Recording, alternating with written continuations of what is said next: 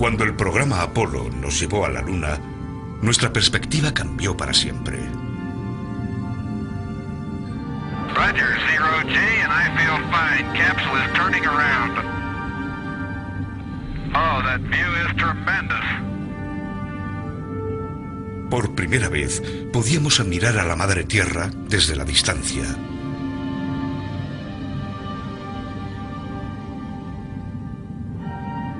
Esta imagen hizo que fuéramos conscientes de que nuestro planeta azul constituye una parte única del espacio cósmico.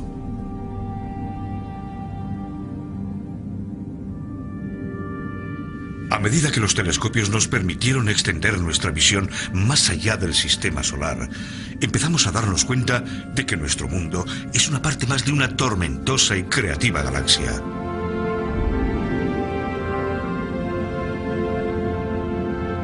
Una nueva perspectiva está emergiendo. La galaxia afecta al clima de nuestro planeta de una forma que solo ahora estamos empezando a comprender.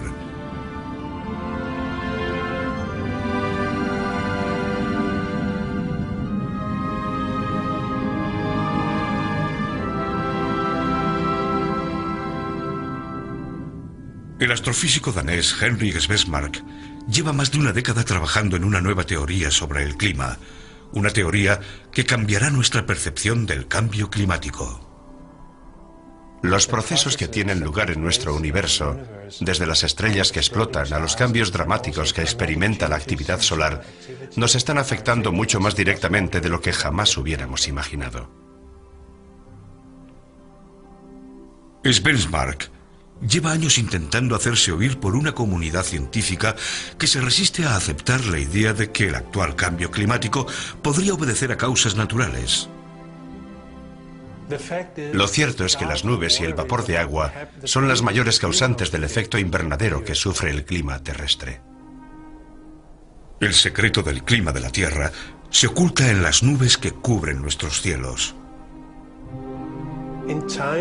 Ahora todo el mundo habla del CO2, pero las nubes son un factor de suma importancia en el cambio climático.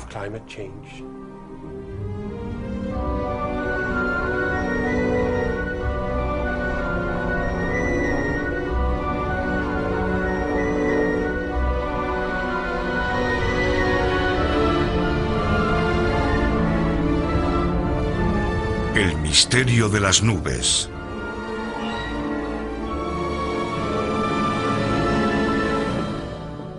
Sin las nubes, el clima de la Tierra sería completamente diferente y bastarían unos pequeños cambios en la capa de nubes que cubre la Tierra para que cambiara nuestro clima. Por eso entender el comportamiento de las nubes tiene una importancia capital. La simple idea de que los procesos que se producen en el espacio no responden únicamente a los procesos que se producen en la Tierra resulta en sí misma fascinante. En 2005 encontramos pruebas experimentales de que el Sol y la galaxia afectan directamente al clima de la Tierra, pero por algún motivo ninguna revista científica quiso publicarlas. Fue una gran decepción para mí y para mi equipo.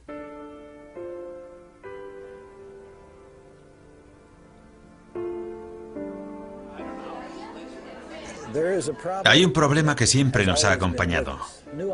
La ciencia raramente recibe de buen grado las nuevas ideas, sobre todo cuando es un joven casi desconocido quien propone un punto de vista radicalmente distinto al vigente. Esa persona puede tener muchos problemas para publicar sus teorías. Yo considero que en vez de pensar que las nubes son el resultado del clima, deberíamos pensar justo lo contrario. El clima es el resultado de los cambios que experimentan las nubes.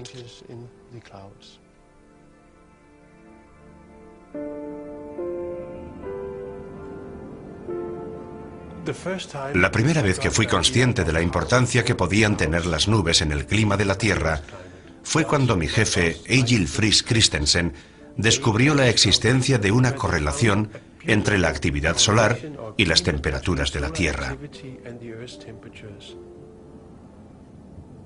La correlación era tan buena que no podía ser accidental. Y me sirvió para empezar a intentar comprender esa relación e intentar utilizar a las nubes como parte de esa explicación.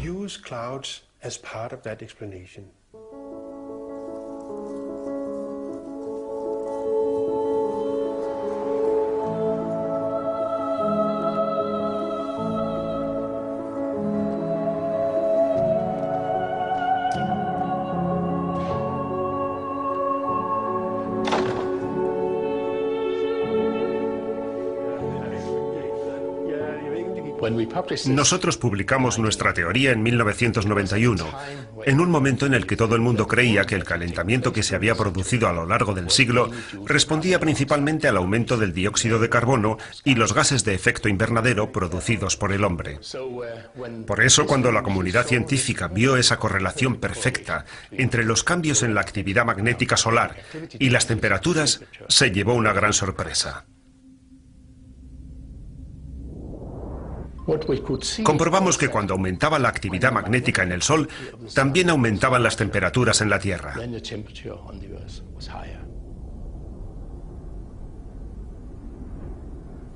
Nadie podía explicar cuál era el mecanismo causante de esa correlación.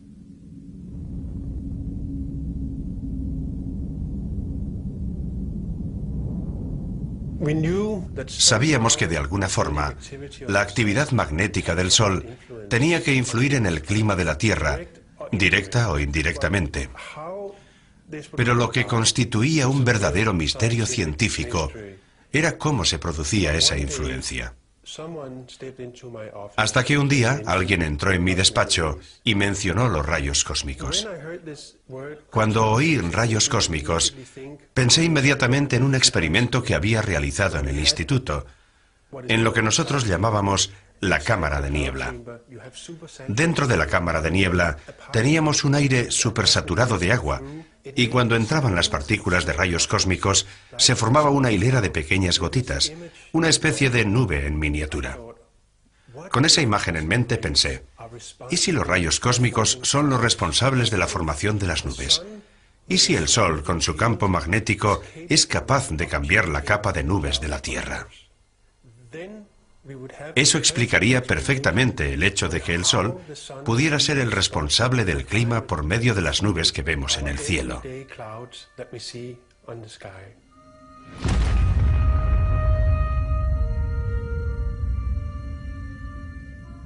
Los rayos cósmicos no pueden verse ni sentirse, pero se liberan cada vez que mueren las estrellas en la explosión de una supernova.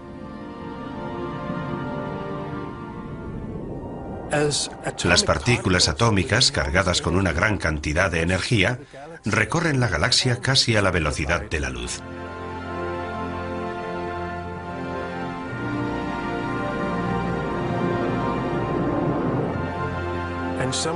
Y algunas de ellas bombardean la Tierra.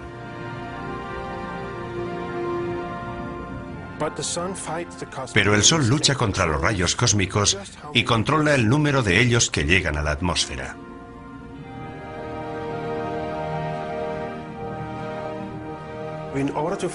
Empecé a buscar información para saber si los rayos cósmicos afectaban a las nubes. Recopilé información recogida por los satélites sobre la variación de las nubes en la atmósfera y la comparé con las variaciones en la intensidad de los rayos cósmicos. Y descubrí una correlación muy clara que me sorprendió muchísimo. La curva roja representa a los rayos cósmicos y, como se ve, la variación es significativa. La curva azul representa la capa de nubes. Esto significa que los rayos cósmicos afectan al clima de la Tierra. Y esa es una idea fascinante porque quiere decir que lo que ocurre en el espacio nos afecta de manera muy directa. Los campos magnéticos provenientes del Sol se han duplicado en los últimos 100 años. Como resultado, cada vez han llegado menos rayos cósmicos a la atmósfera y se han formado menos nubes.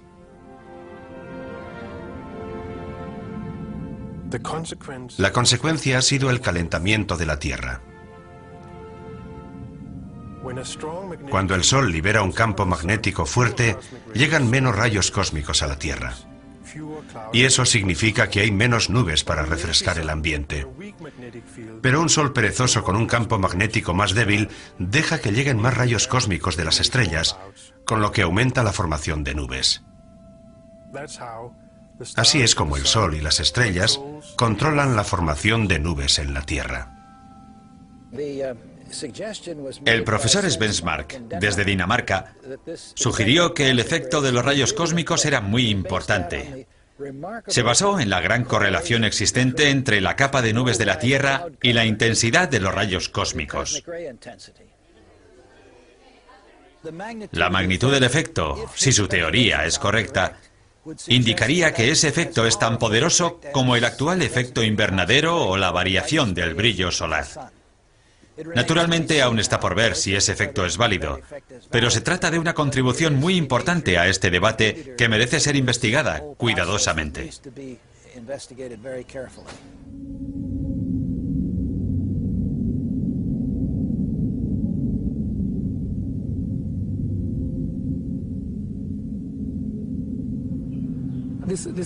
La idea de que los rayos cósmicos afectan a la formación de las nubes presenta un enorme interés. Tras realizar varios experimentos en Dinamarca, han descubierto una correlación muy buena entre las nubes y la modulación de los rayos cósmicos que hemos estado midiendo en los últimos 50 años. Esto demuestra que el campo magnético del Sol tiene mucha importancia en nuestro clima. Es una teoría que permite explicar cómo ha cambiado el Sol a largo plazo. Sabemos que el campo magnético del Sol ha aumentado y también que el Sol es cada vez más activo. En los últimos 100 años la actividad del Sol se ha multiplicado por 2. Creo que si el trabajo de Svensmark se confirma, si está en lo cierto, su teoría tendrá un gran efecto en el debate sobre el cambio climático, porque las nubes tienen una gran influencia en el cambio climático y en atrapar o eliminar la radiación.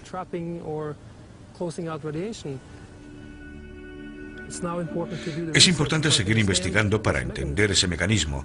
Por eso creo que debemos tomarnos esta teoría muy en serio e intentar entender este mecanismo.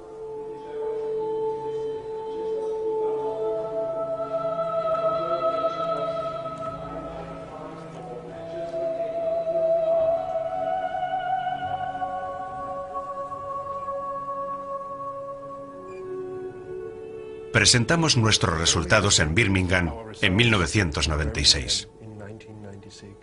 Naturalmente estábamos deseosos de presentar nuestros resultados, pero nos sorprendió recibir una respuesta tan negativa.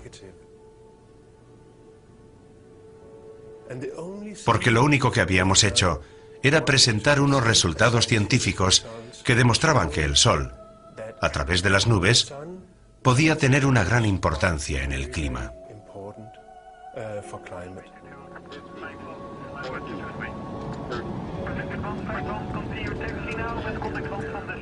Naturalmente hubo una reacción del panel internacional sobre el cambio climático, el panel de la ONU.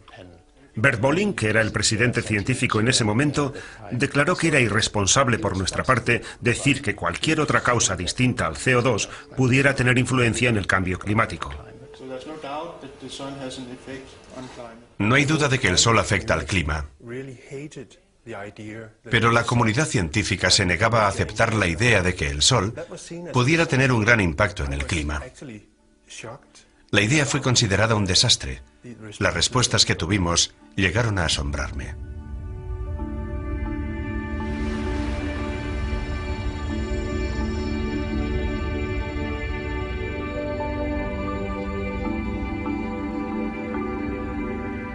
Durante los últimos 25 años, el CO2 ha sido la teoría dominante a la hora de intentar explicar el cambio climático.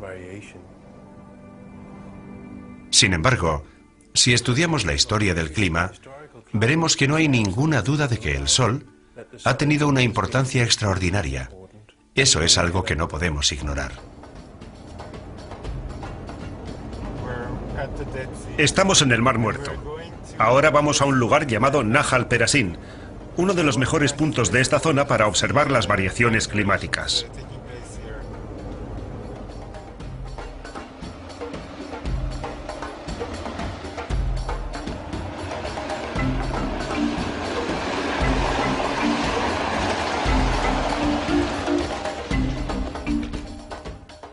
La gente piensa que el Sol es una bola de gas que se mantiene siempre constante e inactivo, pero eso es falso. En realidad, a veces el Sol puede ser muy activo. Es la actividad solar, la naturaleza dinámica de la actividad solar, lo que afecta a los vientos solares y a los rayos cósmicos, y lo que en última instancia afecta al clima de la Tierra.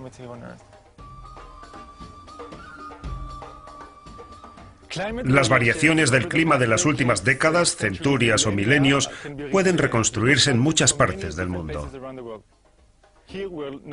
Ahora estamos en el Mar Muerto. Hace 20.000 años el nivel de las aguas era más alto que en la actualidad. El agua llegaba a una altura mucho más alta de la que estamos ahora. Y todos los años se han ido formando depósitos en el lecho del lago. Aquí podemos ver esos depósitos anuales. En invierno se depositan los depósitos oscuros y en verano se depositan los brillantes.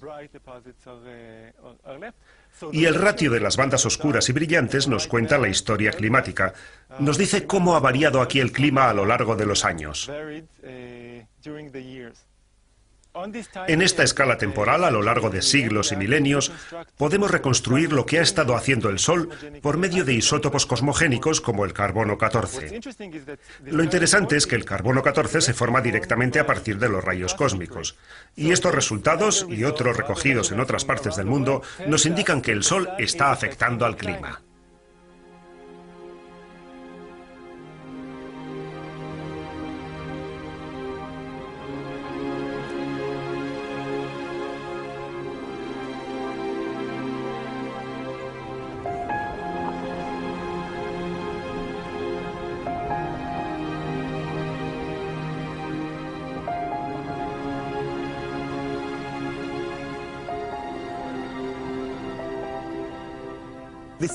Esta relación entre la actividad solar y el clima de la Tierra no es una mera hipótesis. Se ha comprobado que cuando el Sol era más activo, en la Tierra hacía más calor y viceversa.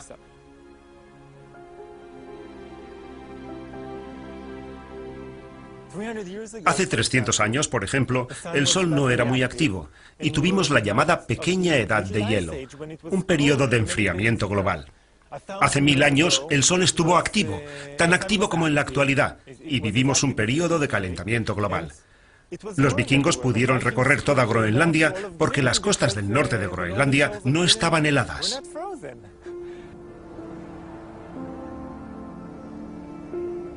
Hoy en día la mayoría de la gente piensa que el clima cambia por culpa del CO2, pero no es cierto. El principal culpable del calentamiento de la Tierra durante el siglo XX es el Sol.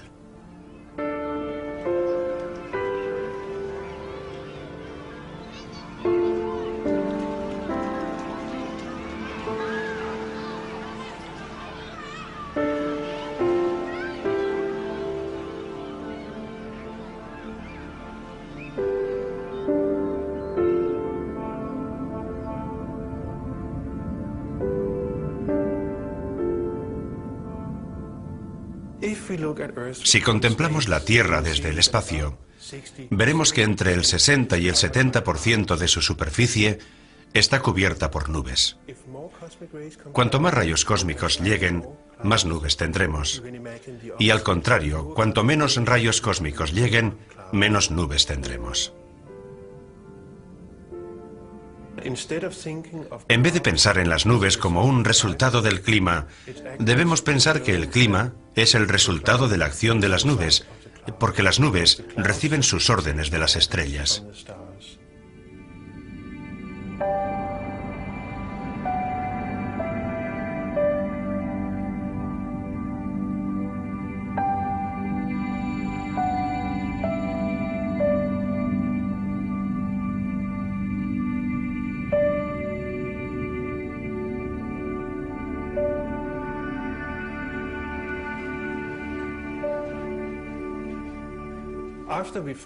Tras encontrar el vínculo entre los rayos cósmicos y las nubes, necesitábamos descubrir qué clase de nubes eran las que más influían en el clima.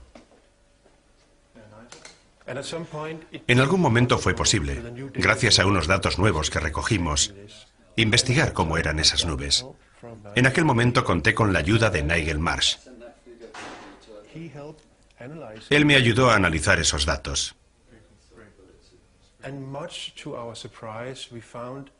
Y para nuestra sorpresa, descubrimos que el vínculo se establece a través de las nubes bajas. Parece ser que los rayos cósmicos cambian a las nubes bajas. Muy bien, luego hablamos, sí. Adiós. Y esa era una noticia muy buena para nuestra teoría.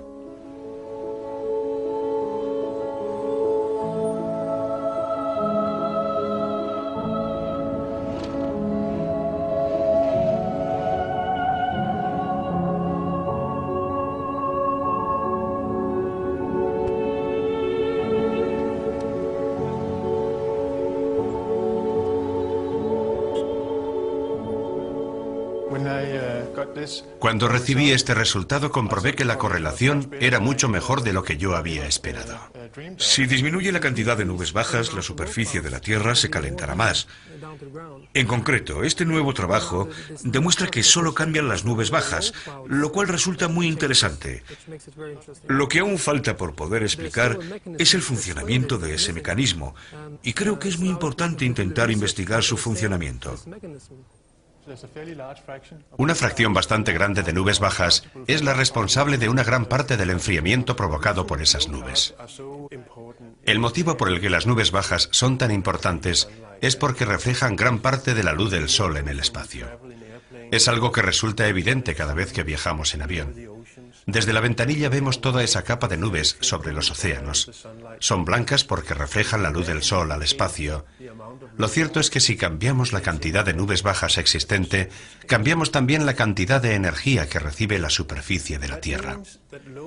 Eso significa que las nubes bajas ejercen un poderoso efecto de refrigeración sobre el clima de la Tierra. Por eso, cuantas más nubes bajas haya, más frío será el clima. Si hay menos rayos cósmicos, habrá menos nubes bajas y hará más calor en la Tierra.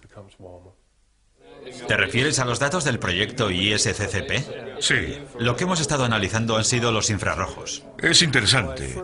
La primera vez que oí hablar del trabajo de Henrik Svensmark, nos interesó estudiar cuál es el origen de los aerosoles, que son unas partículas muy pequeñas suspendidas en la atmósfera de la Tierra. Ese tema nos interesaba porque es muy importante, puesto que todas las nubes se forman a partir de las partículas de aerosoles que hay en la atmósfera. El satélite está mirando un parámetro específico. A partir del trabajo que hemos realizado, hemos descubierto que los rayos galáctico-cósmicos son capaces de modular los aerosoles, o esas pequeñas partículas en la parte inferior de la atmósfera. De hecho, podemos demostrar que los aerosoles producidos por rayos galáctico-cósmicos se modulan de forma significativa en la capa inferior de estas nubes que producen un efecto refrigerante en la Tierra. Lo que todavía no sabemos exactamente es cómo y por qué se forman.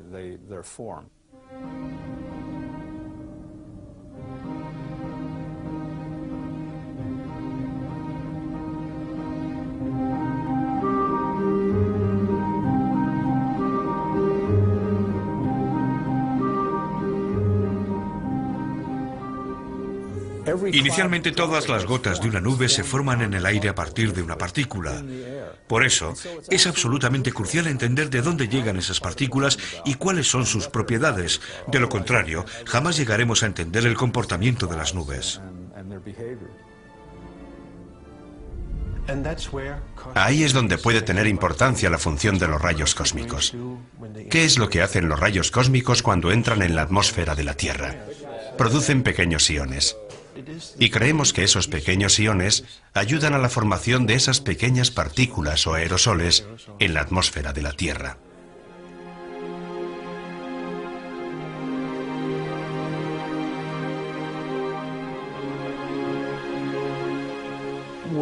La mayoría de la gente piensa que las nubes se forman a partir del agua que hay en la atmósfera.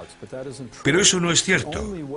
La única forma en la que pueden formarse las nubes en la atmósfera, en nuestra atmósfera, en condiciones normales, es condensándose en una partícula de aerosol preexistente en el aire. Todas las gotas de las nubes que se forman en el aire se forman a partir de una partícula. Todas las nubes se forman a partir de estos aerosoles.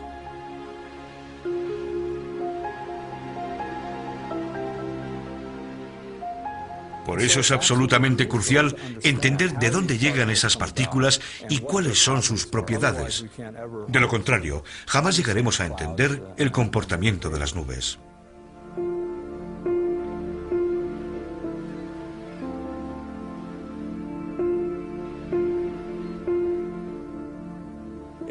En ciencia no basta con tener una buena teoría. También es imprescindible realizar los experimentos necesarios para apoyar esas ideas. Yo estaba decidido a hacer un experimento para demostrar la existencia de una conexión entre los rayos cósmicos, la formación de los aerosoles y las nubes.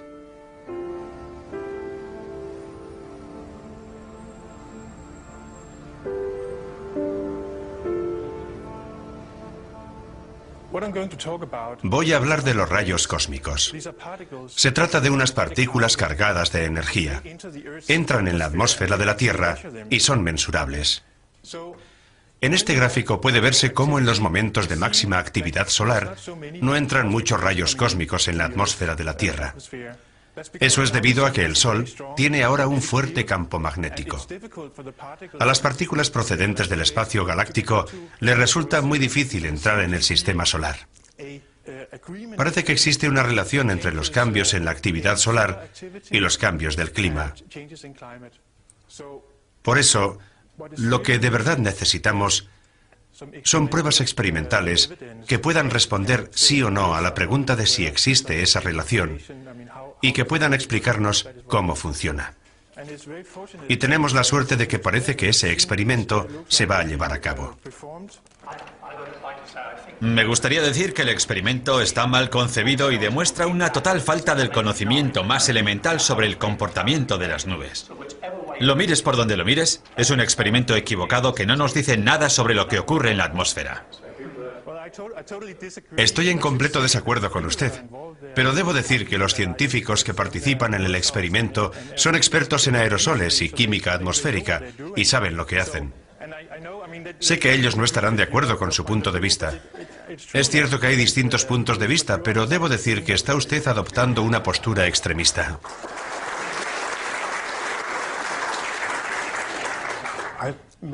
En muchas de mis conferencias me encuentro con personas que se enfurecen al oírme exponer mis ideas y que me dicen que lo que estoy haciendo es una completa pérdida de tiempo. ¿Ha leído usted mi libro? Bueno, lo conozco. Entonces no debería discutir conmigo sobre la física de las nubes. No, todo este asunto es un completo error. Hasta ahora nadie me ha expresado una idea válida desde el punto de vista científico que me haga pensar que exista un problema científico que no merezca la pena intentar resolver. ¿Qué sentido tiene hacer ese experimento? Se han escrito varios artículos sobre el origen de los núcleos de condensación de nubes, sobre el origen de su formación. Eso ya lo sabemos. No, según esos científicos no lo sabemos. Dios mío, deberían estar mejor informados.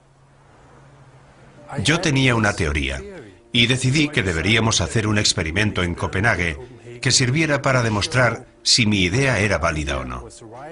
Por desgracia, el experimento resultó ser mucho más complicado de lo que pensaba. Empecé este proyecto sin ningún tipo de financiación y seguí con él pensando que, de alguna forma, en algún momento, conseguiríamos el dinero.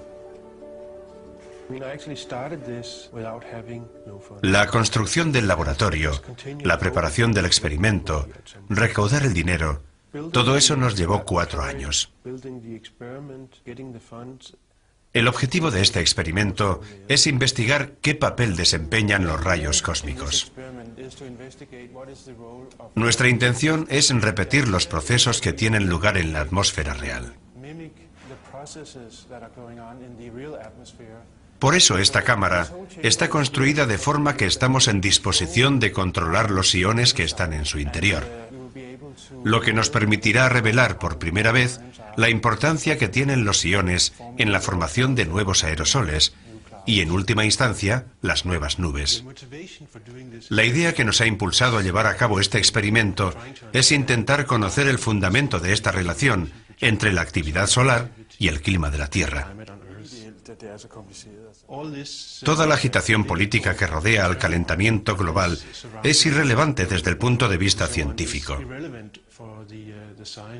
Y el experimento que estamos haciendo es muy necesario porque mejorará nuestra comprensión de uno de los procesos más importantes que tienen lugar en nuestra atmósfera, la formación de las nubes.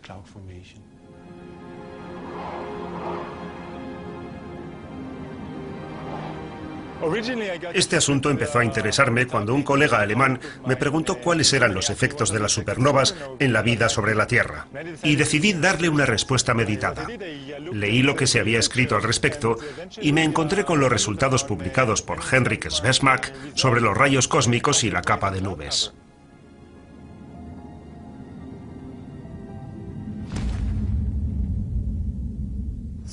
Y me di cuenta de que si esa hipótesis es correcta y los rayos cósmicos afectan a la capa de nubes y al clima, eso significaría que las variaciones que no se originan en el Sol, las variaciones que se originan en toda la Vía Láctea, también afectarían al clima de la Tierra. A mí me interesó la astronomía desde niño, por eso me hice astrónomo. Y desde niño me impresionó el hecho de que puedes salir una noche en completa oscuridad y ver la Vía Láctea, esa hermosa galaxia a la cual pertenecemos. Es la galaxia en la que vivimos. Es parte de nosotros y lo que ocurre en ella nos afecta. Afecta al clima de la Tierra y eso es algo que debemos tener en cuenta si queremos comprender las variaciones que ha experimentado el clima en el pasado.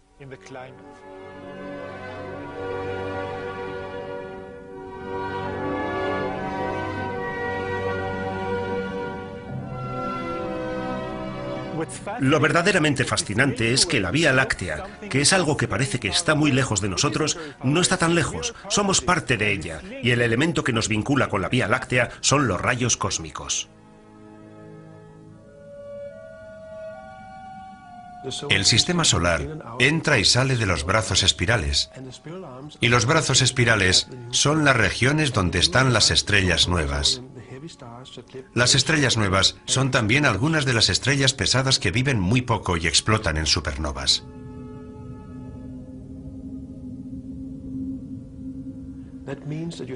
Eso significa que hay más rayos cósmicos en cuanto te adentras en los brazos espirales. Si contemplamos la Vía Láctea desde arriba, veremos 4 brazos espirales. Y eso es debido a que la Vía Láctea es una galaxia con brazos espirales. Por eso tenemos 4 brazos espirales. Nosotros estamos localizados aquí, en un pequeño brazo.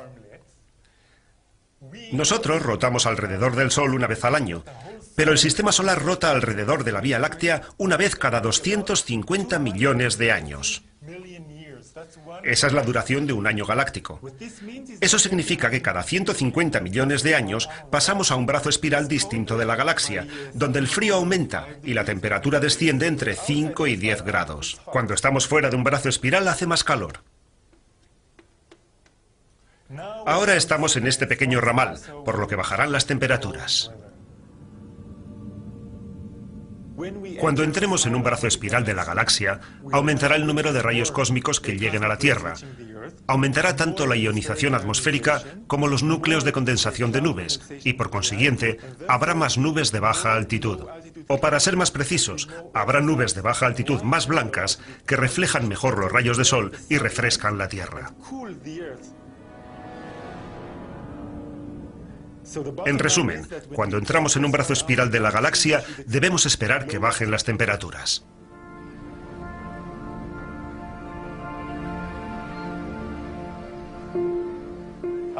Hace 100 millones de años estos acantilados formaban parte del lecho de un océano de aguas calientes.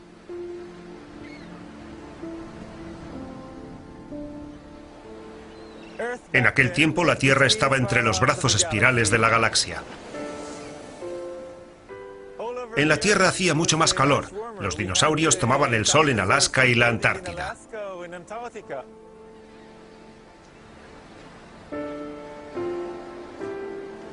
Hace unos 70 millones de años empezamos a aproximarnos y a entrar en el brazo espiral Sagitario.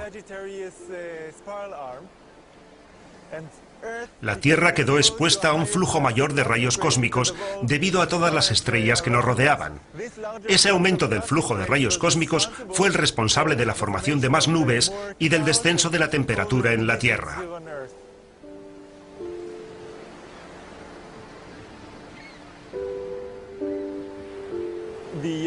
Las capas de hielo que se formaron debido al descenso de las temperaturas sacaron a los acantilados del agua como si fueran excavadoras y modificaron el paisaje.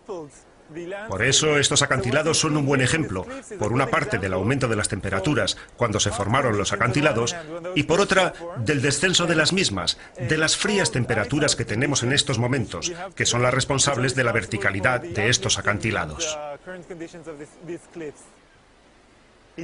Puede que suene extraño hablar del efecto nevera que tenemos en la actualidad, pero si estudiamos la escala del tiempo, veremos que durante la mayor parte de la historia de la Tierra no existían las capas de hielo, y hoy las tenemos. Hace 450 millones de años hacía mucho frío en la Tierra. Sin embargo, en la atmósfera había 10 veces más CO2 que en la actualidad. Eso nos indica que el CO2 no ejerce una gran influencia en el clima, al menos no la ejerció en aquel tiempo. Cuando hablamos de cambios climáticos en estas escalas de tiempo, nos referimos a unos cambios climáticos que son mucho más dramáticos que cualquier cosa que hayamos visto a lo largo de nuestra historia.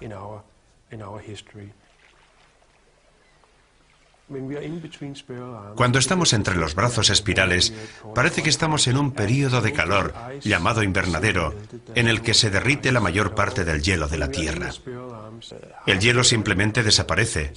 Cuando estamos en los brazos espirales, la mitad de la superficie de la Tierra queda cubierta de hielo, y los cambios que experimenta el clima son mucho más drásticos que cualquier cambio que hayamos visto últimamente. Durante los últimos 1000 millones de años, la Tierra ha pasado por periodos en los que hacía frío y periodos en los que hacía calor. Curiosamente, los periodos en los que hacía frío coinciden con los datos astronómicos que nos dicen cuándo deberíamos haber pasado por los brazos espirales de la galaxia. Un día me di cuenta de que era posible reconstruir el flujo de rayos cósmicos. Es algo que puede conseguirse por medio de estos meteoritos ferrosos, porque los meteoritos ferrosos, después de desprenderse de los asteroides, están expuestos a los rayos cósmicos y registran los rayos cósmicos en el sistema solar a lo largo de cientos de millones de años. Hemos descubierto que este flujo de rayos cósmicos cambia como sería de esperar respecto a los datos astronómicos con los que contamos, pero también cambia en sincronización exacta con las variaciones climáticas que pueden reconstruirse por medio de los datos geológicos.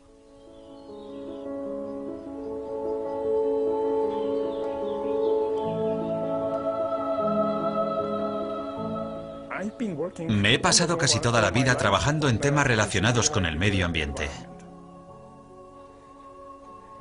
Y naturalmente uno de los problemas más importantes ha sido siempre saber cómo han cambiado el clima y la temperatura del agua marina. Hemos trabajado con fósiles como este, unos fósiles que reciben el nombre de braquiópodos. Estas conchas registran la temperatura que alcanzó el mar en otras épocas. Cuando se forman, registran la temperatura del agua marina porque conservan en su interior un átomo de oxígeno. Cuando mides esa proporción de oxígeno, puedes medir la temperatura del mar en tiempos remotos, lo que te permite conocer la temperatura de la Tierra y del clima. A partir de ahí hemos podido obtener los datos de las temperaturas del agua marina durante los últimos 500 millones de años. Cuando examiné la información, me di cuenta de que había algunas oscilaciones dentro de la tendencia general de la temperatura. Y esas oscilaciones encajaban bastante bien con lo que sabíamos basándonos en la geología de cuál era el clima en aquel tiempo. Trabajando en colaboración con otros científicos, hicimos un estudio estadístico y vimos que existía una especie de periodicidad de unos 140 millones de años en la que el clima pasaba del estado invernadero al estado nevera. Pensé que el motivo de esa periodicidad podía estar relacionado con el cielo, pero investigué el asunto y no pude encontrar nada.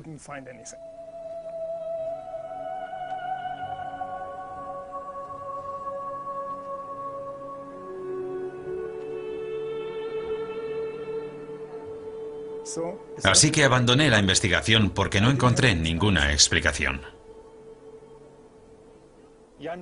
Jan Weiser reconstruyó la temperatura utilizando registros geoquímicos.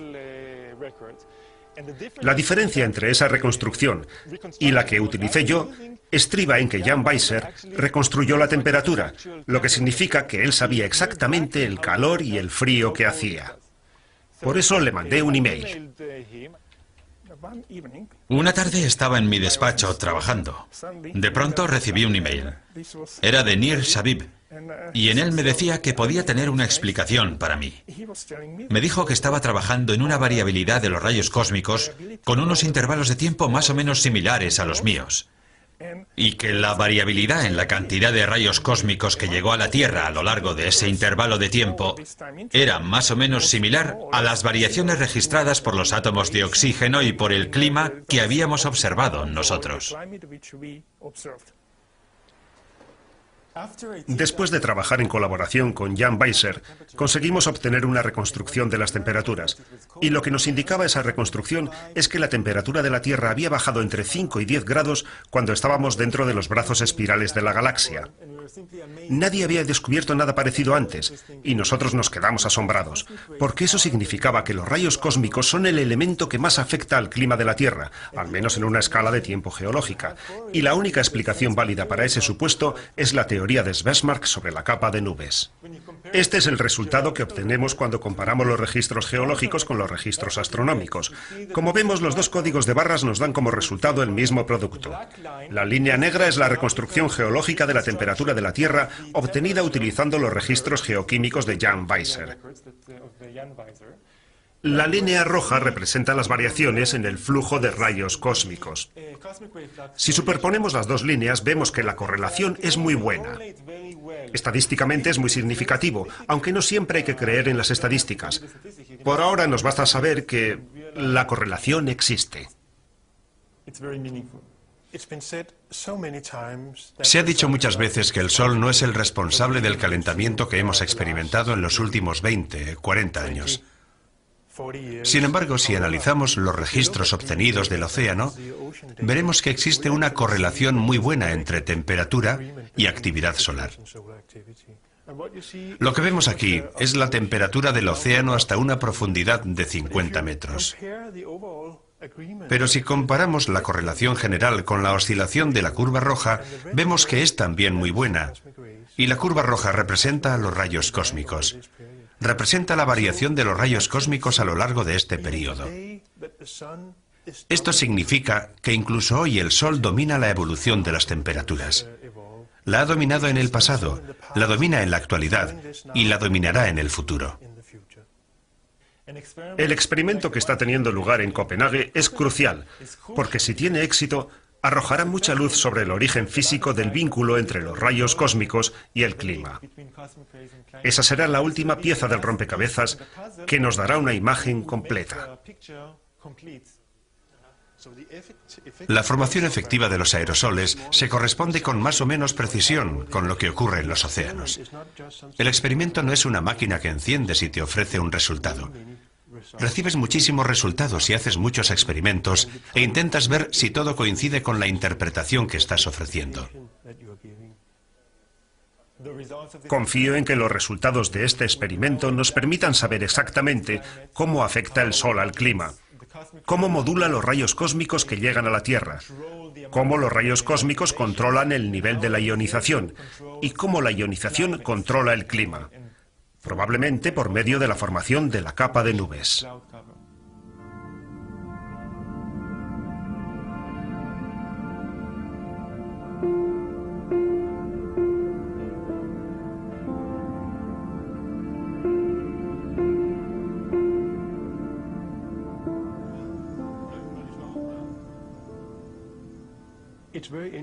Lo bueno es que después de casi 8 años de trabajo, hemos llegado finalmente a una fase en la que intentamos interpretar estos experimentos.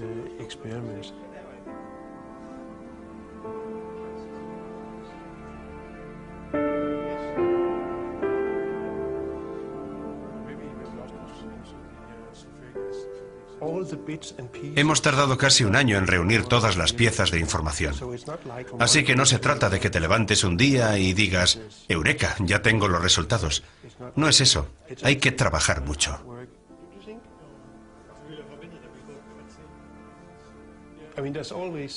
Siempre hay un elemento de incertidumbre cuando realizas un experimento, porque tienes que estar cuestionando constantemente si todo lo que estás haciendo está bien o mal. Pero hemos sido muy cuidadosos y hemos hecho muchas pruebas. Así que estoy verdaderamente convencido de que hemos encontrado un mecanismo muy importante. Y la sorpresa ha sido comprobar lo bien que funciona ese mecanismo. Es una lectura muy baja. Como ves, es 534 pdb. Es una lectura muy baja. Lo que descubrimos cuando provocamos un mayor flujo de rayos cósmicos es que producimos más aerosoles en la cámara. Eso significa que los rayos cósmicos están produciendo aerosoles.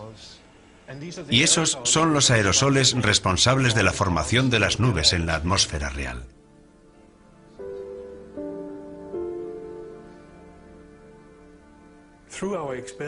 A través de nuestros experimentos hemos encontrado una explicación para la química atmosférica que creemos es la responsable de la formación de nuevos aerosoles y por consiguiente de las nubes de la atmósfera terrestre. Lo que demuestra que lo que acontece en el universo afecta al clima de la Tierra en un grado desconocido hasta ahora.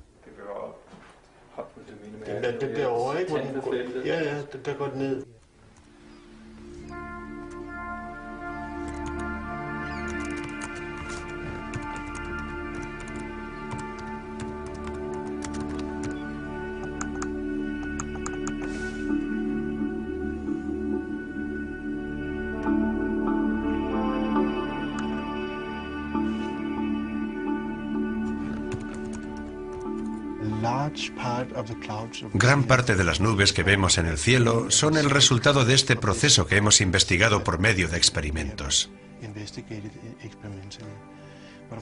Pero naturalmente ahora tenemos que ver cómo reaccionan otros colegas a nuestros descubrimientos.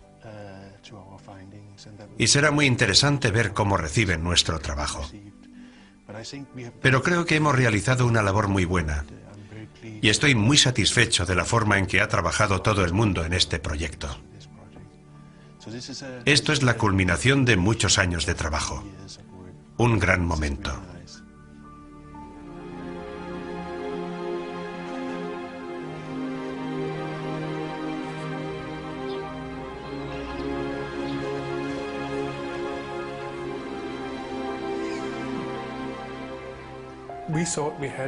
Creíamos que habíamos realizado un gran descubrimiento científico. Hemos descubierto cómo afectan los rayos cósmicos a la capa de nubes y, en consecuencia, al clima de la Tierra. Pero por motivos que desconocemos, no hemos conseguido que se publique nuestro trabajo. Creo que lo hemos enviado 4 veces a distintas revistas científicas y todavía no han publicado nuestros resultados. Henrik Svensmark y su equipo han conseguido unos resultados muy interesantes, y yo pensaba que los publicarían inmediatamente, o unos meses después de tenerlos. Pero tardaron 16 meses en publicarlos, y creo que el motivo es la reticencia de la comunidad científica en general, y en particular de quienes apoyan la teoría antropogénica del efecto invernadero, a aceptar la idea de que esta nueva teoría, que está basada en una gran cantidad de pruebas empíricas, está también respaldada por pruebas experimentales.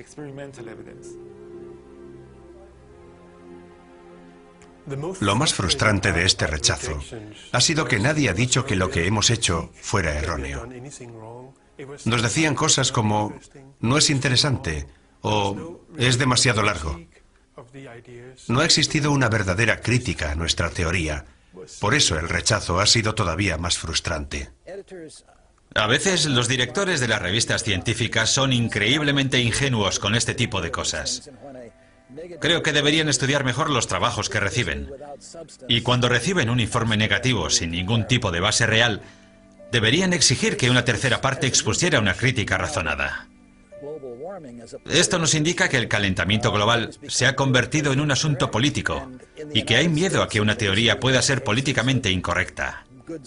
En Estados Unidos tenemos casos de investigaciones muy fundadas sobre el cambio climático que no se publican porque alguien ha decidido que las cosas no son así y que no se pueden publicar esas teorías.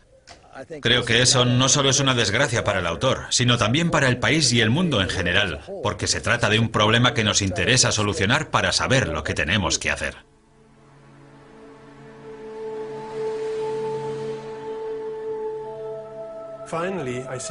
Finalmente, después de pasarnos más de un año esperando, nuestro trabajo se publicó en la Royal Society.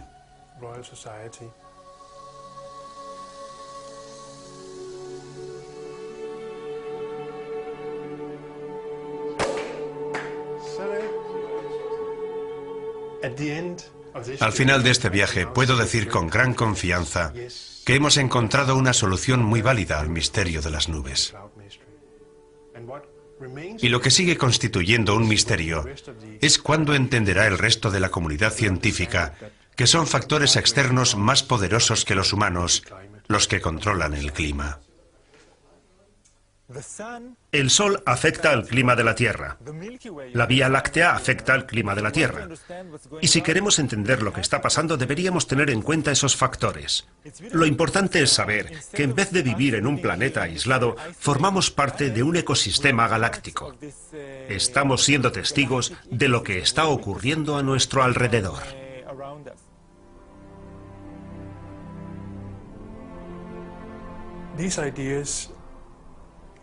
Estas ideas demuestran que la Tierra no es una pequeña isla flotando en el universo.